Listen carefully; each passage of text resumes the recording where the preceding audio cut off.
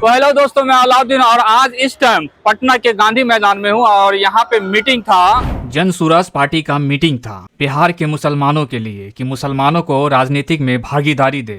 सिर्फ और सिर्फ वोट बैंक का हिस्सा नहीं है मुसलमान, वो राजनीति में उनको भागीदारी दिया जाए। जैसा कि क्लिप में आपको देखने को मिल रहा होगा कि मीटिंग में सारे लोग यहाँ पहुंचे और गांधी मैदान में लोग यहाँ पे बहुत भीड़ हुआ करता था। अभी सब धीरे धीरे आहिस्ता आहिस्ता निकल रहे हैं। जिनके सजन्ने से यहाँ पे भीड़ पहुंची हरलाखी 31 से, आइए मिलते हैं उनसे, जिनका नाम है मोहम्मद मुस्तफा, जो हरलाखी 31 से जन सुराज के होने वाले उम्मीदवार हैं। तो क्या कुछ कहना चाहेंगे मुस्तफा साहब?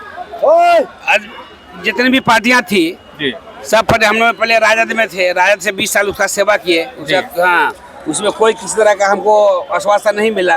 राजद वाले तो हमेशा हम लोग के मुस्लिम कम्युनिटी को हमेशा ठगते आया है। आज तक कोई सा कुछ व्यवस्था किया नहीं। 20 साल 25 साल का सेवा और उसके बाद कुछ नहीं देखने को मिला। खास करके मुसलमान के लिए वो समझ रहे हैं कि मुसलमान बंधुआ मजदूर है, मुसलमान के लिए वो कुछ करने के लायक है नहीं। तो हमने उसे राजद को त्याग करके इस बार मुसलमानों को उम्मीद है ये पार्टी से, जन सुराज से। मुसलमान को तो वादा कर रहे हैं प्रशांत किशोर जी। हाँ, मुसलमानों कम से कम जितनी हिस्सेदारी है उतनी भागीदारी मिलेगा उसको। प्रशांत किशोर का जो कहना हुआ है कि जितने भी पार्टी बनी बिहार में वो सिर्फ और सिर्फ मुसलमान का इस्तेमाल किया है, ठगा है। तो क्या इस बार मुसलमान उम्मीद ले सकते हैं? एकदम ले सकते हैं, इसलिए कि मुसलमान इस बार ठगाएंगे तो नहीं ना? इस बार नहीं ठगाएंगे। इस बार जो लास्ट है मुसलमानों के लिए बहुत बड़ा अवसर नया निकला है, जो समझिए कि एक तरह से ये नया समीकरण ऐसा निकल गया है, जुबान निकला है, जिसे पूरे मुसलमान में एक तरह की बहुत बड़ी खुशी और बहुत लहर फैल गया है कि शायद इससे हम लोग का एक नया मकसद पूरा हो सकता है।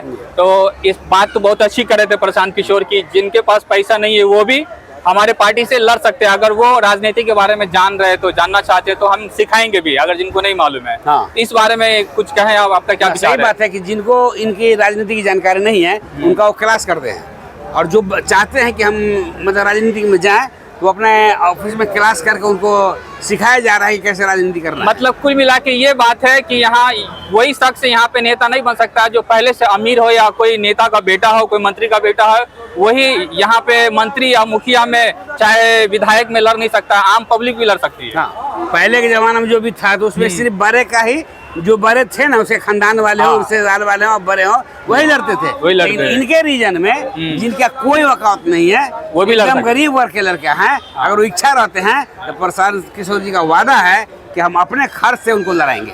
तो अगर आपको टिकट मिले हरलाखी विधानसभा से तो आप हरलाखी के लोगों को क्या विश्वास दिलाते हैं?